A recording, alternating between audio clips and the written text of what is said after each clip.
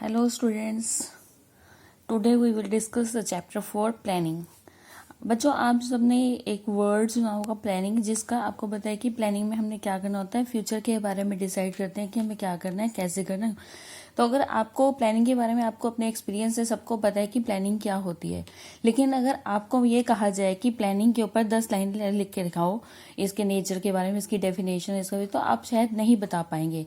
तो इसलिए ये जो चैप्टर है प्लानिंग, इसमें हम पढ़ेंगे कि प्लानिंग क्या होती है, उसका डेफिनेशन क्या है, उसके फीचर्स क्या है, उसके कितने टाइप्स हैं, ये सब हम प्लानिंग चैप्टर में पढ़ेंगे। तो प्लानिंग जो है मैनेजमेंट का मोस्ट इंपॉर्टेंट फंक्शन है, जिसके ऊपर जो है बाकी functions organising, staffing, directing, controlling based हैं।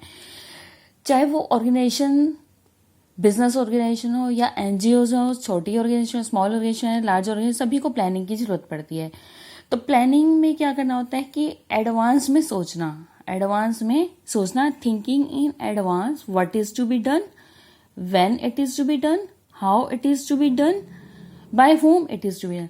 प्लानिंग का सिंपल मीनिंग क्या है? Planning means thinking in advance, what is to be done, when it is to be done, how it is to be done, and by whom it is to be done. कब क्या करना है, कब करना है, कैसे करना है, कौन करेगा, ये सब कुछ एडवांस में सोचना ही प्लानिंग कहलाता है। तो फॉर एग्जांपल जैसे कि मैं आज आपको चैप्टर 4 की प्लानिंग का वीडियो, तो इससे पहले मैंने वीडियो बनाने के लिए पहले नोट्स बनाए, नोट्स बनाने के बाद उसको जो है मैंने वीडियो बनाया, तब आपको सामने, तो मैंने ये सब कुछ पहले से किया, तभी आज मैं आपको ये वीडियो दिखा पा रही हूँ। तो प्लानिंग का मतलब है कि एडवांस में ही तैयारी करना कि क्या करना है, कैसे करना है, कब करना है, क्या कौन करेगा। तो ये जो इसमें हिंदी में अगर हम देखें तो 4 केस हैं, क्या, कब, कैसे, कौन, 4 केस हैं प्लानिंग की। अगर तुमसे सिंपल डेफिनेशन पूछी जाए तो आपको सिंपली ये बताना है कि planning means thinking in advance, what is to be done, when it is to be done, how it is to be done, and by whom it is to be done. Planning जो है हर business organisation को करनी पड़ती है। Business organisation को planning करने से पहले अपने ऑब्जेक्टिव सेट करते हैं। अगर किसी के पास कोई ऑब्जेक्टिव ही नहीं है तो उसको प्लानिंग करने की जरूरत नहीं है, आराम से सोए रहो। क्या जरूरत है प्लानिंग करने की? प्लानिंग हम तभी करते हैं जब हमारे पास कोई ऑब्जेक्टिव है। फॉर एग्जाम्पल आप स्टूडेंट्स हैं, आपके पास जो है आपको 12th क्लास में जो है 90% मार्क्स अचीव करने हैं, तो ये आपका ऑब्जेक्टिव है। अगर आपका ये ऑब्जेक्टिव ही ना हो 90% मार्क्स ऑब्जेक्टिव अचीव करने का, तो आप आराम से सोए रहे, कोई जरूरत ही नहीं है कुछ करने की। तो ऑब्जेक्टिव्स जो है बेस है प्लानिंग का, ऑब्जेक्टिव के बेस पे ही प्लानिंग की जाती है। अगर किसी ऑर्गेनाइजेशन में कोई ऑब्जेक्टिव ही नहीं है तो उसमें प्लानिंग की कोई नीड ही नहीं है। बिजनेस के जो ऑब्जेक्टिव्स होते हैं कि सेल इंक्रीज करना, प्रॉफिट अर्न करना, तो प्रॉफिट अर्न करना, सेल इंक्रीज करना, प्रॉफिट को बढ़ाना, ये सारे ऑब्जेक्टिव्स तभी अचीव हो सकते हैं जब उसके लिए पहले से प्लानिंग की गई हो। ऐसा नहीं है कि कोई लॉटरी, हमने सपना देखा और कोई लॉटरी लग गई और हमारा ऑब्जेक्टिव अचीव हो गया।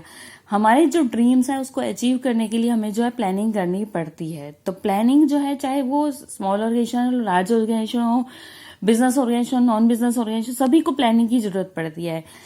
Planning bridges the gap between the where we are today and where we want to reach in future।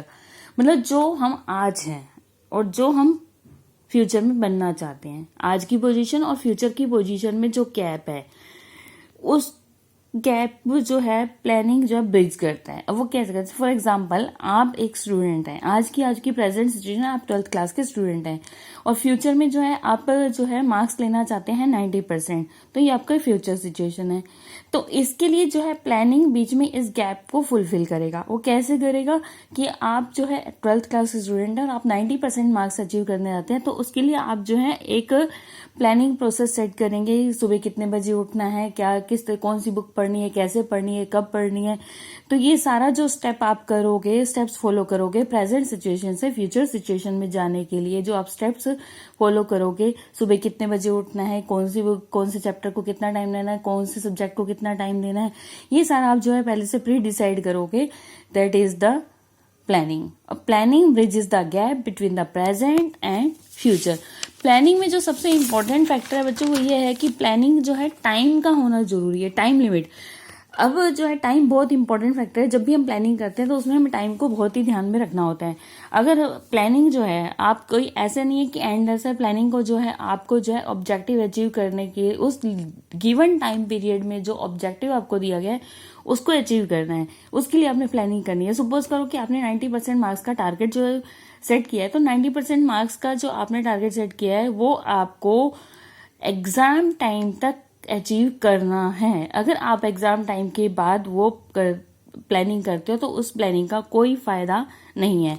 तो प्लानिंग वो वेस्टफुल हो जाएगी अगर वो प्लानिंग टाइम को कंसीडर करके नहीं की गई है। तो प्लानिंग है क्या? Planning involves setting objectives for a given time period. आपको एक टाइम पीरियड दिया जाएगा, उस टाइम पीरियड के लिए आपको अपने ऑब्जेक्टिव्स सेट करना।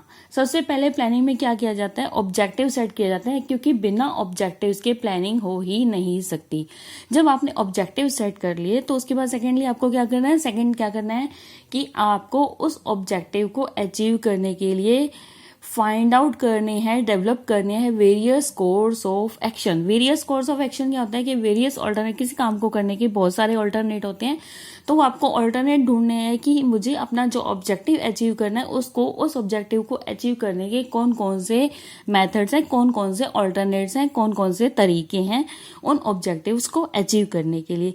जब आपने वो जो various course of action different आपने ऑप्शंस ढूंढ लिए कि ये मेरे पास ऑप्शन है, तो उसके बाद लास्ट आता है कि इसमें से आपको बेस्ट ऑप्शन सिलेक्ट करना है। अब बेस्ट ऑप्शन कौन सा है कि जो कि आपको, आपके पास जो लिमिटेड रिसोर्सेज हैं उन लिमिटेड रिसोर्सेज से आपका ऑब्जेक्टिव अचीव करवाने में हेल्प करे, वो आपके लिए बेस्ट है। कि मतलब इफेक्टिव भी होना चाहिए और एफिशिएंट भी होना चाहिए।